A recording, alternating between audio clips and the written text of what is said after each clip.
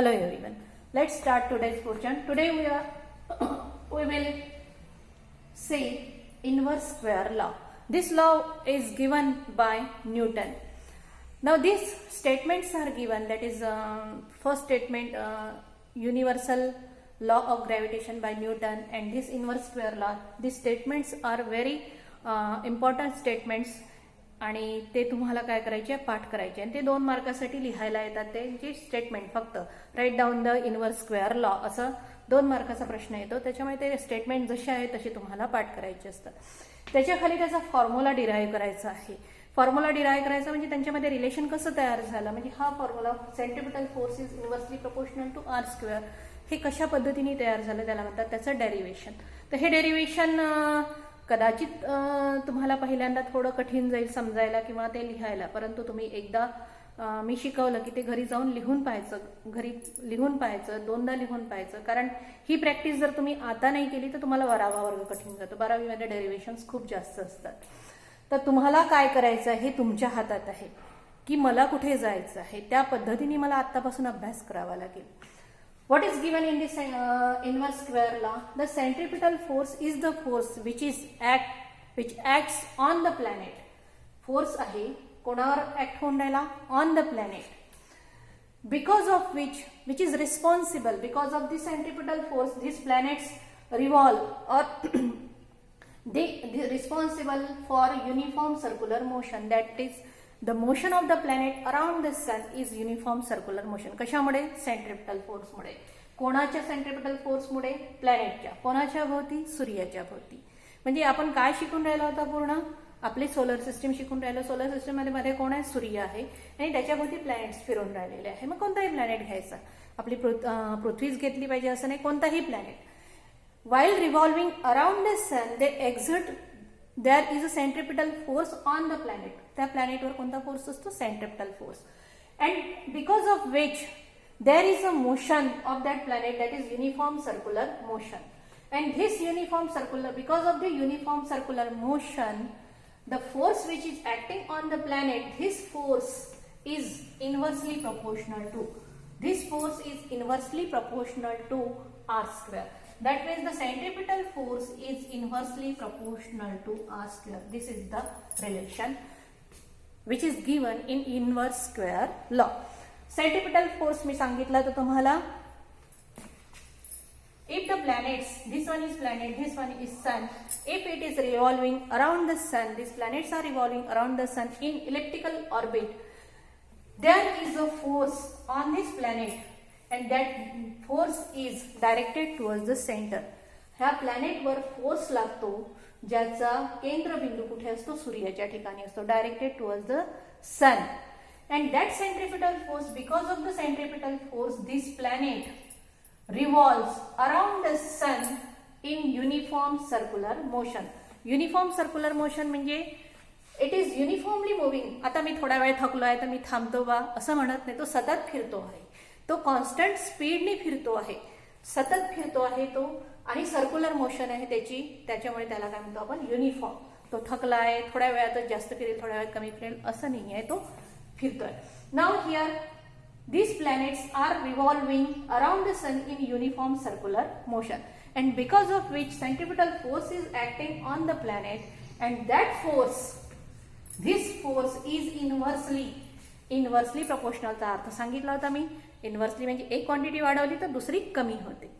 Inversely proportional to the distance between planet and sun, यांच्या डिस्टन्सवर अवलंबून असतो. आता जर मी inversely proportional to the square of the distance between planet and sun असं जर म्हटलं तर हे जर डिस्टन्स वाढलं असेल तर फोर्स वाढेल की कमी होईल? प्रपोर्शनल कोणता आहे? इन्व्हर्सली आहे. डिस्टन्स वाढलं तर फोर्स काय होईल? कमी होईल. आणि डिस्टन्स जर कमी असेल तर फोर्स काय होईल? वाढेल.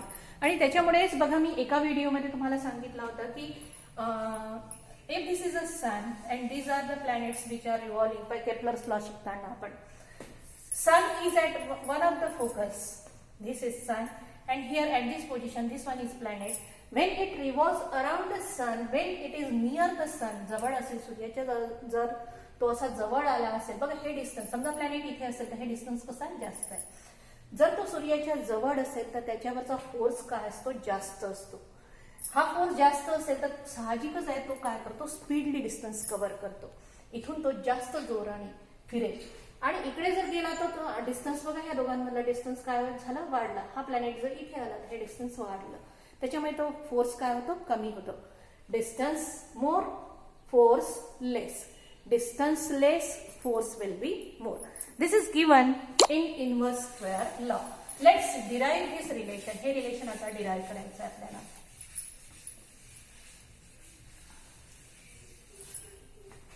This centripetal force is equal to mv square upon r. This is number 1. Centripetal force सांगितला तुम्हाला. प्लॅनेट कशावर लावून राहिला आहे, तो फोर्स प्लॅनेटवर लागून राहिलेला आहे. And formula for centripetal force F is equal to mv square upon r, where m is the mass of the planet, v is the speed of the planet, r is the distance of the planet from the sun. F is equal to mv square upon r. But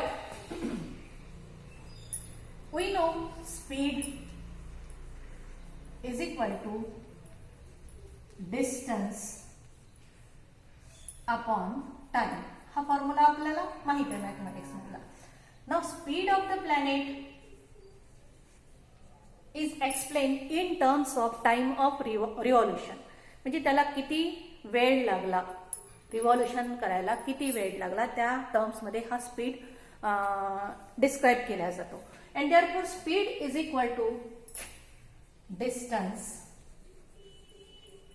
covered in one revolution upon time taken to complete that revolution. Speed is equal to distance upon time. Speed of the planet is described in terms of time of revolution, and therefore distance covered in one revolution. एका फेरीला किती distance cover केला त्याने, एका फेरीमध्ये किती distance cover केलं, आणि त्या एका फेरीला त्यांना किती वेळ लागला, इज इक्वल टू. आता बघा तो असा फिरत आहे, हा फिरत आहे, याचा अर्थ हा इलिप्टिकल पोर्शन आहे, म्हणजेच तो सर्क्युलर पोर्शन आहे. समजा मी सर्क्युलरच घेतलं direct. If this is a circle, I want to measure this distance. हे जर डिस्टन्स मला मोजायचं असेल तर याला काय म्हणेन मी, सर्कम्फरन्स. काय म्हणेल त्याला मी, सर्कम्फरन्स. हे डिस्टन्स जर मला मोजायचं असेल त्याला मी सर्कम्फरन्स म्हणेन. Then what is the formula for circumference of the circle, that is 2 pi r. Circumference काय असतो, 2 पाय r. यालाच आपण पेरिमीटर सुद्धा म्हणतो. पेरिमीटर म्हणजे काय, समजा डायग्राम अशी असेल. Perimeter means sum of length of all side. याची लेंथ, याची लेंथ, याची लेंथ, याची लेंथ, या सर्वांची लेंथ, याची सर्वांची सम केली तर त्यात ते काय झालं, त्याचं पेरिमीटर. म्हणजे यालाच समजा मी इथून या पॉइंट पासून इथून या पर्यंत याची लेंथ मोजली तर ते काय झालं, त्याचं पेरिमीटर. म्हणजेच हे पेरिमीटर म्हणजेच काय झालं, सर्कलचं सर्कम्फरन्स. आणि त्याचं formula 2 pi r, and therefore it is given here perimeter upon time. Now what is the perimeter of the circle, that is 2 pi r upon t. 2 pi r upon t. Now this is speed is v, because in this formula m is mass, v is speed of the revolution, and r is the distance between planet and sun. This is another formula number 2.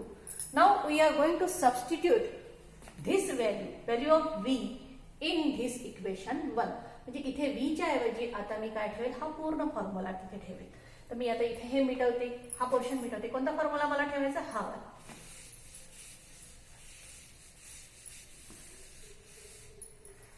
Therefore again I will write F is equal to mv square upon r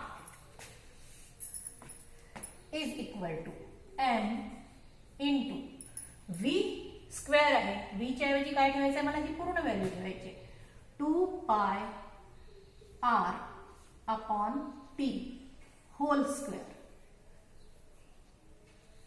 upon बघा मी dark करते, upon small R is equal to, substitute केली, substituting this value of V in equation 1, m into 2 चा square 4, pi चा square pi square, R चा square R square and T चा square T, आणि हे चिन्ह आहे डिवायडेड बायचं याचं, this one is divided by R. याला डायरेक्टही करता येतं, हळूहळू मॅथमॅटिक्स मध्ये तुम्हाला समजेल की कोणती व्हॅल्यू कशी व्हॅल्यू खालची वर वरची खाली न्यायची ते समजून जातं. This side is divided by R is equal to 4m pi square R square upon T square into, याला म्हणतात इनव्हर्स मल्टिप्लिकेशन. जेव्हा तुम्ही वरची व्हॅल्यू अशी करता तेव्हा 1 अपॉन आर, हे तुम्हाला मॅथमॅटिक्स मध्ये शिकवलेलं असेल. 4m pi square 4 pi square R square घेतली व्हॅल्यू, आणि हा काय आहे फक्त m आहे, अपॉन टी स्क्वेअर. ही पूर्ण हा एक वरचा भाग झाला, न्यूमरेटर मधला झाला, हा डिनॉमिनेटर मध्ये झाला. असं या पद्धतीने अपॉनच्या साइन मध्ये लिहिला मी, साइनच्या साइन मध्ये लिहिला. याला जर असं करायचं असेल, इनव्हर्स मल्टिप्लिकेशन करायचं असेल, तर हे अशा पद्धतीने होतं, इज इक्वल टू. आता याला आपण 4m pi square R square into 1 केला तर 1च होतो, टी स्क्वेअर इंटू आर. आता मला तिथे केपलरचा थर्ड लॉ हवा आहे. आता केपलरचा थर्ड लॉ काय सांगतो, T square is directly proportional to r cube. That means period of revolution, square of the period of revolution is directly proportional to the cube of the mean of the distance between planet and sun. हा तर आपल्याला केपलरचा third law सांगतो. And therefore t square upon r cube is equal to k. Proportionality sign mathematics मध्ये शिकलेले आहे. Therefore, समजा मी याला वर आणि याला खाली केलं, आर क्यूबला वर केलं आणि टी स्क्वेअरला खाली केलं, तर आपोआपच याच्या खाली कोण आहे, 1 आहे, 1 वर जाईल आणि के खाली. आता मला काय हवं आहे, वर आर क्यूब पाहिजे आणि खाली टी स्क्वेअर हवा आहे. याच्यामध्ये बघा टी स्क्वेअर खाली आहे, वर आर क्यूब नाही आहे, म्हणजे मला वर आर स्क्वेअर आहे, आर क्यूब हवा आहे, म्हणजे वर मला मल्टिप्लाय करावं लागेल आरने. जर मी वर आरने मल्टिप्लाय केला तर खालच्याला रागील, कारण खालच्याला वाटेल ना वरच्याला मल्टिप्लाय केलं, खालच्याला करा नाही केलं, म्हणजे मला वर आणि खाली दोन्ही ठिकाणी मल्टिप्लाय करावं लागेल. 4m pi square R square upon T square into R upon R, multiply and divide by R. वरच्याला मल्टिप्लाय केलं याच्यामध्ये, किंवा multiply numerator and denominator by R, अशा पद्धतीने इज इक्वल टू दिसत आहे तुम्हाला 4m पाय स्क्वेअर. आता मला ही एवढीच व्हॅल्यू बाहेर काढायची. हा टी स्क्वेअर मी इथे घेते, हा जो टी स्क्वेअर हा इथे लिहिला, म्हणजे इथे कोण राहिला फक्त हा आर आणि हा आर, म्हणजे आर स्क्वेअर. हे घेतलं मी, मल्टिप्लाय आणि डिवाइड केलं. आता मला फक्त इथे टी स्क्वेअर पाहिजे आहे, तर मी टी स्क्वेअर हा टी स्क्वेअर मी इथे बाजूला केला, आणि हा आर आणि हा R square. 4m pi square म्हणजे आर स्क्वेअर आणि आर एवढा राहिला, म्हणजे काय झाला, आर क्यूब एवढा झाला. आता बघा याच्यामध्ये दिस value 4m pi square upon R square into R cube upon T square is equal to 1 upon K. मी इकडे लिहिते,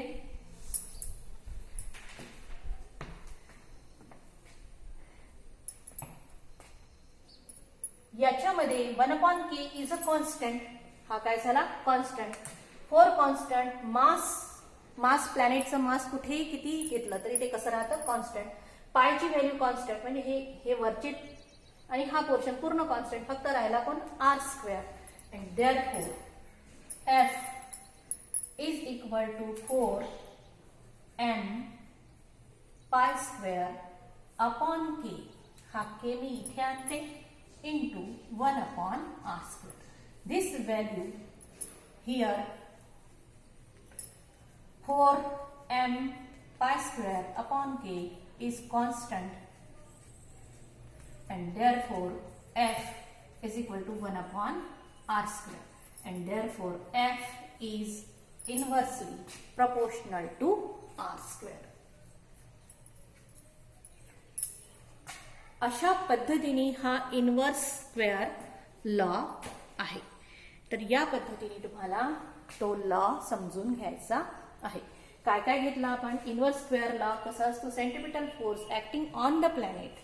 centripetal force acting on the planet is responsible for its uniform circular motion and it is inversely proportional to the square of the distance between planet and sun.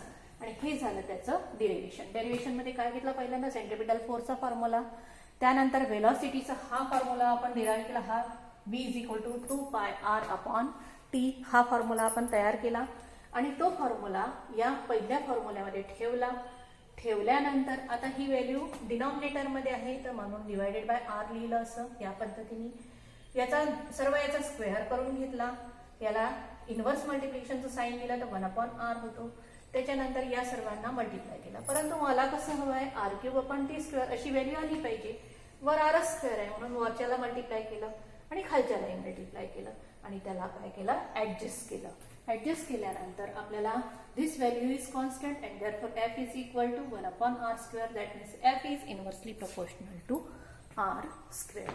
In this way, we have seen inverse square law and its derivation.